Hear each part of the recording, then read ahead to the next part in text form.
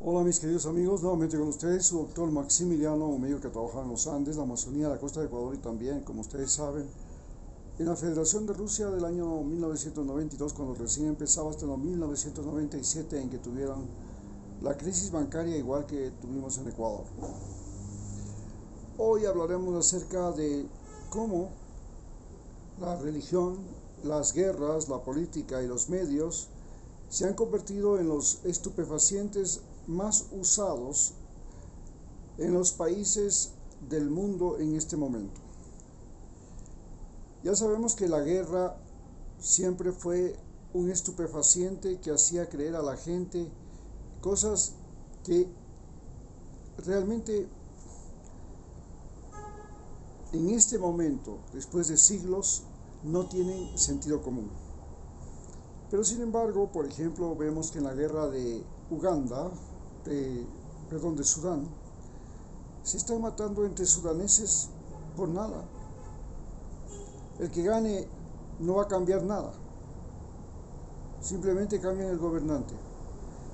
También estamos viendo que la guerra de Ucrania y de Rusia es una guerra estúpida, porque es una matanza entre rusos.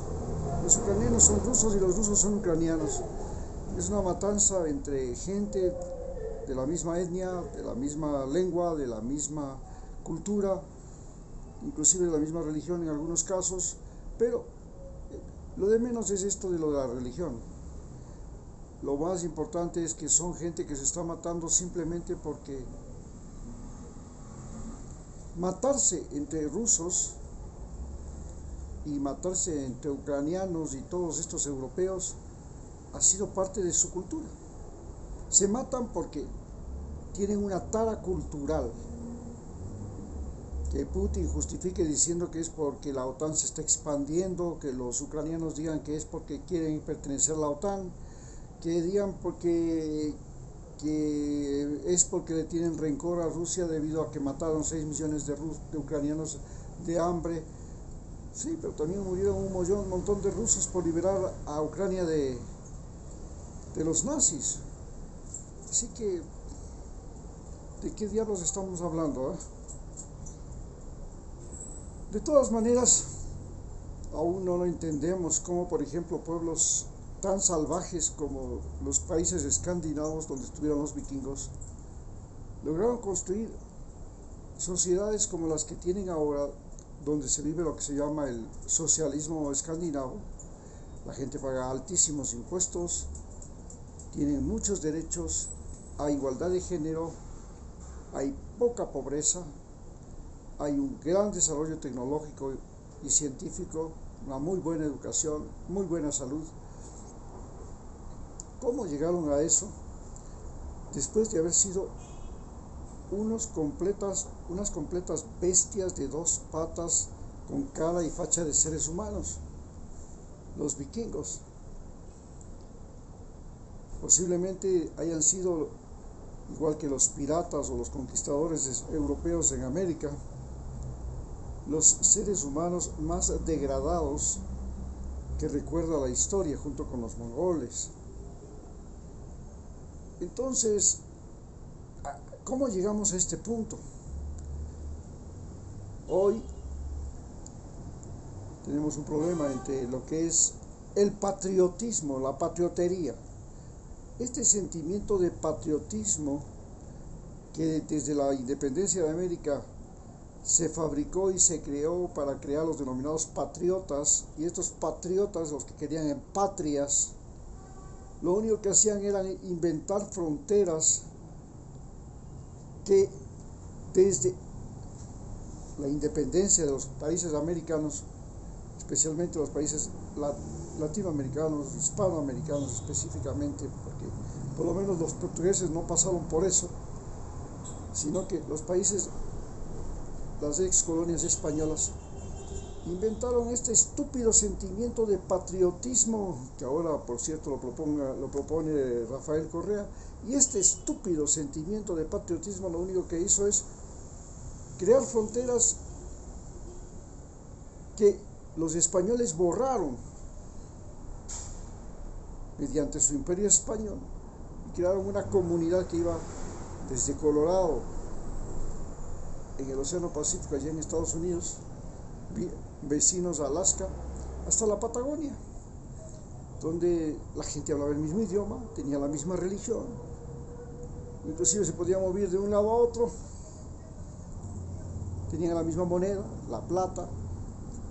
Bueno, era una cosa extraordinaria. Entonces, ese patriotismo que nos separó entre peruanos y ecuatorianos, colombianos, venezolanos, argentinos, chilenos, y que nos hizo que nos matáramos y nos odiáramos entre nosotros sin tener ni la más mínima razón, porque hay más diferencias entre un guayaquileño y un quiteño que la que hay entre un ecuatoriano y un peruano. Esto no tiene sentido, y es así como el patriotismo ha sido utilizado como un estupefaciente en América Latina. Lo mismo se utiliza la religión. Recordemos que la religión nos hizo creer que nosotros estábamos destinados a ser alguien o a ser nadie, porque el destino, que era entre comillas la voluntad de Dios, decidía todo.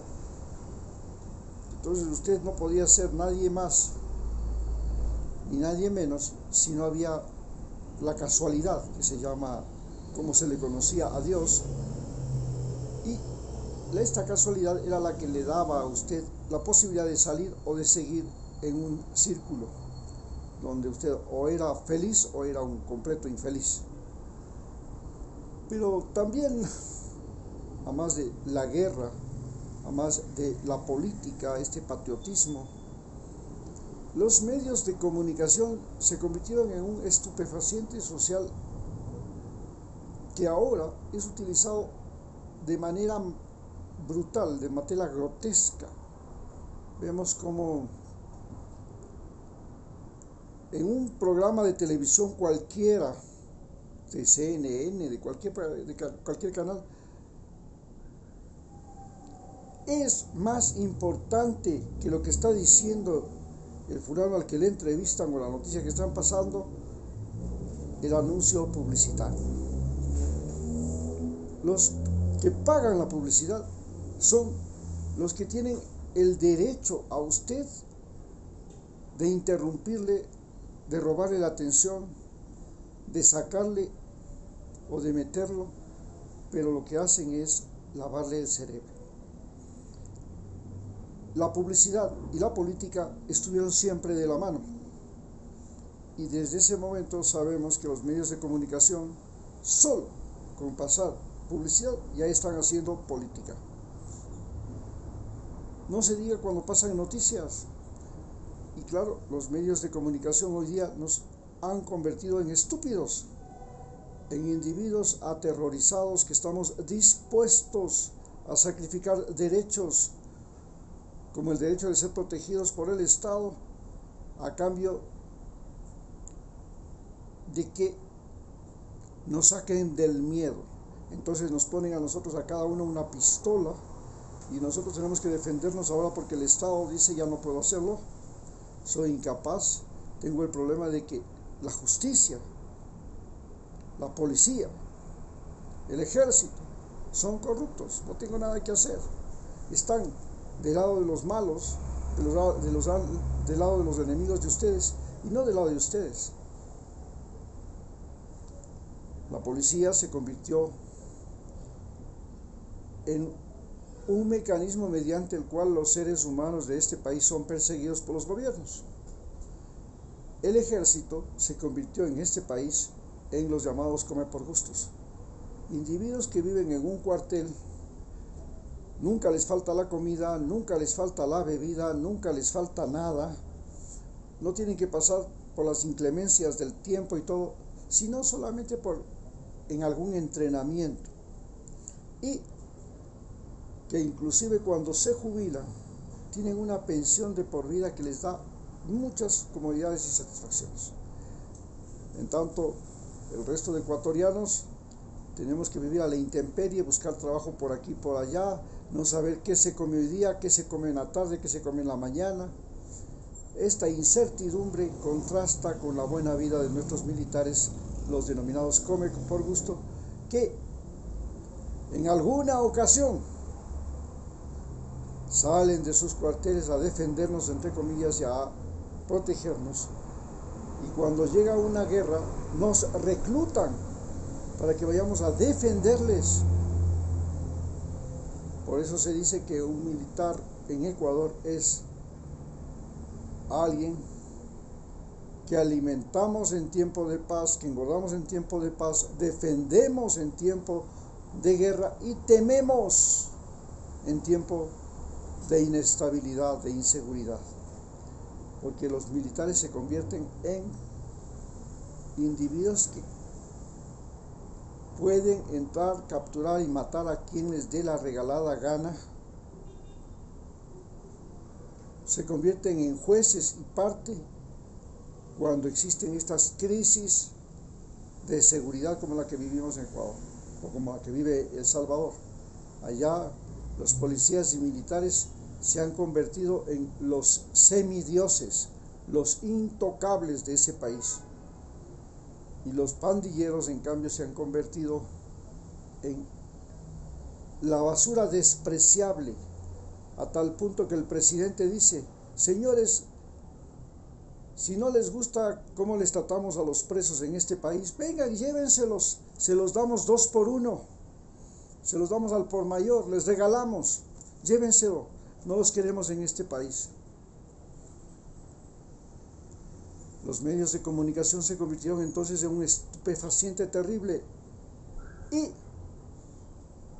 más bien, en este momento, gracias al Papa Francisco, la religión, especialmente la religión católica, es la que nos ayuda a tomar conciencia de la existencia de los pobres, de la existencia de la naturaleza y del respeto que le debemos a los pobres. Nos debemos entre países, nos debemos entre seres humanos y le debemos a la naturaleza. El Papa se ha convertido en el principal mediador de la paz en el mundo. El individuo que procura repensar nuestra relación entre países y repensar nuestra relación entre seres humanos y repensar nuestra relación con los seres humanos, con la naturaleza. Muchas gracias.